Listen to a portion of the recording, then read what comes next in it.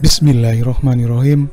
Segala puji bagi Allah yang telah menciptakan alam semesta ini, memberikan kita nikmat hidup, nikmat kesehatan, dan nikmat pengetahuan, sehingga kita terus bisa belajar dan berusaha memperbaiki diri. Hingga insya Allah, semoga kita semua meninggalkan alam fana ini dengan akhir yang baik atau husnul khotimah. Salawat serta salam kita sampaikan ke hadirat Rasulullah SAW dan keluarganya. Semoga di akhirat kelak kita semua mendapatkan syafaat beliau. Pada kesempatan ini saya akan membicarakan tentang tipu daya setan. Tipu daya setan, seberapa seringkah Anda sulit tidur hingga menjelang subuh baru terasa mengantuk dan tertidur hingga sholat subuh pun terlewatkan? Seberapa seringkah Anda larut dalam pekerjaan, bahkan ketika terdengar panggilan sholat duhur pun seolah-olah pekerjaan Anda tidak bisa ditinggalkan. Kemudian Anda menunda-nunda waktu sholat duhur hingga tanpa terasa sudah menjelang asar. Dan sholat duhur pun berlalu begitu saja. Saya akui kedua hal tersebut bukan hanya pernah, tapi sering saya alami. Setan begitu mudahnya memperdaya kita untuk meninggalkan sholat. Bahkan andai kata kita sholat pun, setan akan sekuat tenaga menggugurkan pahala sholat kita, agar kelak kita menjadi orang yang celaka di akhirat, yang menemani setan dan iblis di neraka, walaupun hanya sesaat. Sholat adalah ibadah utama yang pasti akan menjadi incaran setan agar kita lalai, bahkan meninggalkannya, sesuai dengan firman Allah Subhanahu wa Ta'ala dalam Al-Quran. Bacalah apa yang telah diwahyukan kepadamu, yaitu Alkitab atau Al-Quran, dan dirikanlah sholat. Sesungguhnya sholat itu mencegah dari perbuatan keji dan mungkar. Dan sesungguhnya mengingat Allah, sholat adalah lebih besar keutamanya dari ibadat-ibadah yang lainnya. Dan Allah mengetahui apa yang kamu kerjakan. Surat Al-Ankabut ayat 45. Begitu utamanya ibadah sholat ini sampai-sampai di akhirat kelak, amalan yang akan diperhitungkan pertama kali adalah sholat. Bila sholatnya baik dan mencukupi, maka Allah akan memasukkannya ke dalam surga. Namun bila amalan sholatnya kurang, maka Allah akan menghisap amalan yang lainnya. Dan hal tersebut disampaikan oleh Rasulullah Muhammad SAW dalam sebuah hadis yang diriwayatkan oleh Abu Hurairah. Beliau mendengar Rasulullah SAW bersabda, sesungguhnya pertama kali yang dihisap, ditanya dan dimintai pertanggungjawaban dari segenap amalan seorang hamba di hari kiamat kelak adalah sholatnya. Bila sholatnya baik, maka beruntunglah ia, dan bila mana sholatnya rusak, sungguh kerugian menimpanya. Hadis riwayat Tirmizi, diriwayatkan juga oleh At-Tabarani. Padahal sholat bagi seorang mukmin merupakan senjata dan cara untuk mencari pertolongan Allah. Jadi Allah sendiri yang memberi petunjuk bahwa sholat itu adalah cara seorang mukmin untuk mencari pertolongan dari semua beban dan permasalahan hidup. Seperti firman Allah dalam Al-Quran, hai orang-orang yang beriman, jadikanlah sabar dan sholat sebagai penolongmu. Sesungguhnya Allah beserta orang-orang yang sabar. Surat Al-Baqarah ayat 153.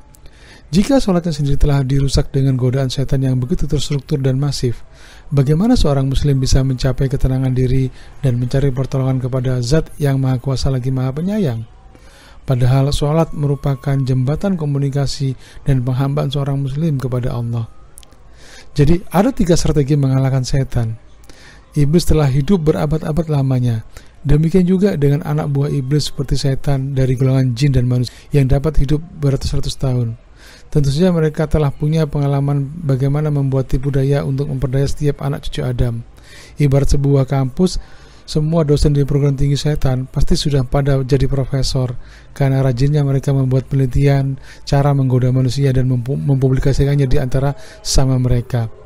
Pasti textbook dan manual book, bahkan sampai pada white book, cara menggoda manusia sudah begitu banyak di kalangan mereka. Mereka juga sudah punya berbagai cara untuk menjatuhkan manusia sesuai dengan karakteristiknya. Kalau manusia yang kafir, ingkar kepada kehadiran dan kekuasaan Allah, mereka akan menghemat energi untuk tidak terlalu aktif menyesatkannya, karena pada dasarnya sudah sesat. Atau bisa juga mereka yang tersesat diberikan TOT atau Training of Trainer, agar kelak bisa menjadi orang yang sesat dan menyesatkan. Seorang yang rakus harta akan digoda untuk terus serakah melihat harta benda sebagai tujuan hidup, dan sampai pada akhirnya mengambil hak orang lain dengan cara yang tidak halal. Seseorang yang tidak tergoda oleh harta, maka dia akan digoda oleh syahwatnya kepada wanita atau lawan jenisnya, bahkan sama jenis. Na'udzubillah min dzalik.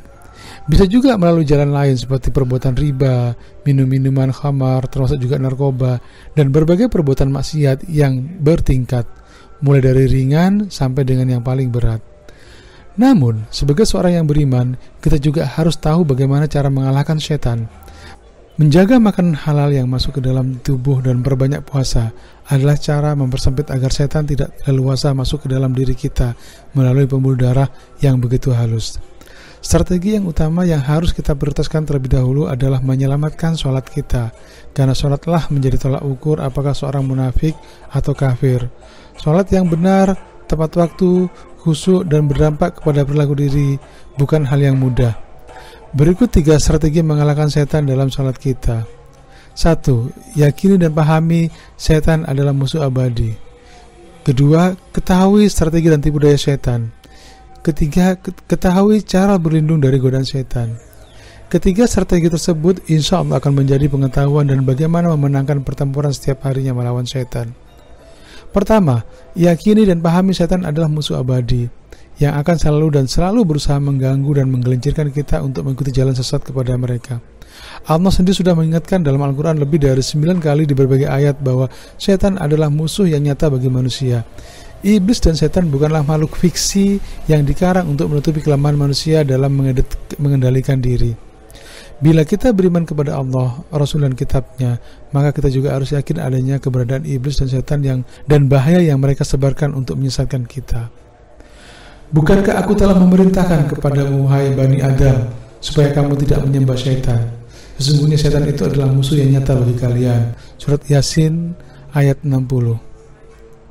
Kedua, ketahui strategi dan tipu daya setan, serta bagaimana cara mereka menggoda dan menjerumuskan kita. Kenali apakah suara atau pikiran itu dari diri kita sendiri atau dari bisikan setan. Bisikan setan itu sangat halus, bahkan seolah-olah itu adalah pikiran kita sendiri. Berikut beberapa modus setan dalam menggoda orang yang akan sedang sholat. Yang pertama, menunda-nunda waktu untuk sholat. Sholat di awal waktu dan sholat berjamaah merupakan keutamaan yang dianjurkan oleh Rasulullah SAW. Sholat di awal waktu menunjukkan seberapa seorang mukmin begitu mementingkan panggilan azan untuk menghadap Allah. Namun setan tidak akan begitu saja membiarkan hal itu indah. Ada saja cara setan agar kita menunda waktu sholat, mulai dari sibuk dengan urusan pekerjaan, timbulnya rasa malas, perasaan mengantuk saat akan sholat, hingga terlalu asik dengan hal yang melelahkan seperti bermain game, mendengarkan musik, atau berolahraga. Membuat pikiran-pikiran was-was. Perasaan was-was adalah salah satu cara setan untuk menggoda manusia, dimulai saat buang air kecil menjelang sholat. Ada perasaan kencing yang tidak tuntas dan merasa pakaian kita najis. Saat berwudu kita lupa bagian mana yang dibasuh. Saat memulai sholat dengan bertakbir, setan menimbulkan perasaan was-was dengan niat sholat kita untuk sholat duhur atau sholat asar misalnya. Berikutnya kita dibuat was-was dan lupa dengan bilangan rakaat. Perasaan was-was akan buang angin kecil di tengah-tengah sholat juga menjadi cara setan untuk kita membatalkan sholat. Saat ini terjadi, teruskan sholat sesuai dengan sabda Rasulullah dalam hadis. Diriwayatkan dari Abdullah bin Yazid al-Ansari radhiyallahu anhu. Ia bertanya kepada Rasulullah SAW tentang seorang yang merasa dirinya telah buang angin ketika sedang sholat. Rasulullah SAW bersabda, ia tidak perlu membatalkan sholatnya kecuali apabila ia mendengar suara buang angin atau bau buang angin tercium olehnya. Hadis riwayat Bukhari. Yang ketiga, membuat sholat tergesa-gesa.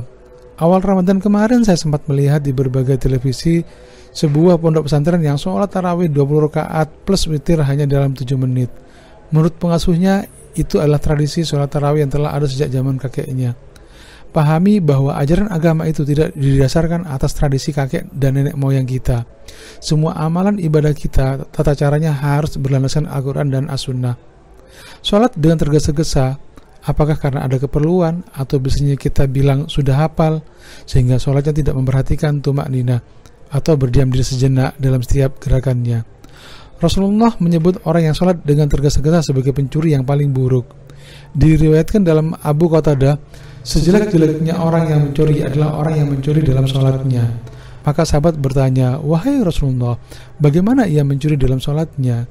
Beliau menjawab, ia tidak menyempurnakan rukuk dan sujudnya. Atau beliau bersabda, ia tidak meluruskan punggungnya ketika rukuk dan sujud. Hadis riwayat Ahmad, Ibnu Majah, At-Tabarani, dan Al-Hakim. Bahkan Allah juga mengutuk orang-orang yang sholat namun lalai dalam sholatnya.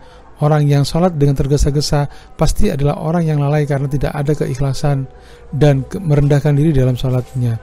Ikhlas untuk meluangkan waktu khusus untuk Allah dan merendahkan diri dengan menghayati setiap bacaan sholatnya. Maka celakalah orang-orang sholat, yaitu orang-orang yang lalai dalam sholatnya. Surat Al-Ma'un ayat 5. Yang keempat, mengingat hal yang terlupakan. Salah satu cara setan melakukan hal yang menggoda sholat seseorang adalah dengan membisikkan hal yang tadinya kita lupa dan kembali mengingatnya. Ingat kompor belum dimatikan, ingat kenangan masa lalu, ingat barang yang kita lupa menaruhnya, bahkan terkadang muncul ide-ide kreatif untuk kita pikirkan saat sholat. Yang semua itu adalah cara setan agar kita lalai dalam sholat. Yang kelima, merusak amalan. Cara setan yang paling berbahaya adalah merusak amalan seorang. Bila seorang tidak tergoda dengan was-was, tidak tergoda untuk sholat kilat, dan bisa khusyuk dalam sholatnya, maka godaan yang menghanguskan amalan adalah dengan memunculkan sikap riya dan ujub. Riya artinya ingin diperhatikan dan dipuji oleh sesama manusia, sedangkan ujub adalah perasaan sombong dan merasa dirinya hebat. Seorang imam sholat sangat mungkin digoda dengan kedua sifat penyakit hati ini. Saat membaca bacaan sholat dengan keras, setan membisiki kalau suara dan bacaannya bagus. Saat si imam mengiyakan dan bangga dengan bacaannya, maka bersiap-siaplah setan memenangkan pertarungannya. Sampai saat salam, setan akan menggoda untuk menghanguskan amalan kita. Coba perhatikan, godaan setan saat sholat fardu jauh lebih berat dan gencar daripada sholat sunnah rawatib. Ketiga, ketahui cara berlindung dari godaan setan. Sebelumnya saya sudah sebutkan kalau setan musuh yang nyata kita ini sudah berpengalaman beribu-ribu tahun, bahkan berabad untuk menyesatkan manusia. Gelar mereka semua sudah profesor doktor, tentu saja sudah mahir dengan segala cara menggoda dengan berbagai tipu dayanya. Kalau tidak karena rahmat dan hidayah Allah Subhanahu wa taala, tentu saja kita tidak akan selamat dari mereka. Sehingga satu-satunya cara untuk selamat dari godaan setan adalah dengan berlindung kepada Allah Subhanahu wa taala. Yakin bahwa sesungguhnya tipu daya setan itu lemah, seperti firman Allah. Sesungguhnya tipu daya setan itu lemah. Surat An-Nisa ayat 76. Allah dan Rasulnya telah memberikan tuntunan agar kita bisa selamat dari iblis dan godaan setan. Mulai dari bacaan ta'awudz, a'udzubillahi minasyaitonirrajim, yang artinya aku berlindung kepada Allah dari godaan setan yang terkutuk. Zikir yang baik dibaca pada pagi dan petang dengan membaca surat Al-Ikhlas, Al-Falaq, dan An-Nas. Ayat pertama pada surat An-Nas berisi katakanlah, aku berlindung kepada Tuhan yang memelihara dan menguasai manusia. Demikian juga dengan surat pertama pada Al-Falaq, katakanlah aku mohon perlindungan kepada Tuhan yang menguasai subuh. Memohon perlindungan kepada Allah juga dilakukan saat seorang suami istri melakukan hubungan badan, agar setan tidak mengganggu dan termasuk juga dijauhkan dari setan, anak yang dihasilkan dari hubungan badan tersebut, sesuai tuntunan Rasulullah dalam hadis. Sabda Rasulullah SAW, jika di antara kalian berjima, seraya berdoa, wahai Allah, jauhkanlah setan dari kami. Wahai Allah, jauhkanlah setan dari anugerah yang akan kau berikan kepada kami. Maka jika ditentukan bagi mereka anak, tak akan diperangkap setan selama-lamanya. Sahih Bukhari. Islam juga mengajarkan untuk tidak berlama-lama di kamar mandi, karena kamar mandi merupakan salah satu tempat setan. Celakanya, kita lebih sering berlama-lama di kamar mandi dengan berbagai alasan. Beberapa orang duduk di WC sambil merokok, membaca koran, majalah, chatting, dan berintilat ria. Beberapa yang lainnya betah di kamar mandi karena merasa bisa mendapatkan ide dan inspirasi di kamar mandi. Hal-hal tersebut adalah bentuk godaan setan yang harus dihindari. Rasulullah memberikan tuntunan doa yang dibaca saat memasuki kamar mandi. Jika Anda bisa melakukan seperti yang saya sampaikan tersebut, segera ubahlah kebiasaan Anda agar terhindar dari bisikan setan yang terkutuk. Allahumma inni a'udzubika minal khubusi wal khaba'is. Artinya, ya Allah, aku berlindung dari godaan setan laki-laki dan setan perempuan.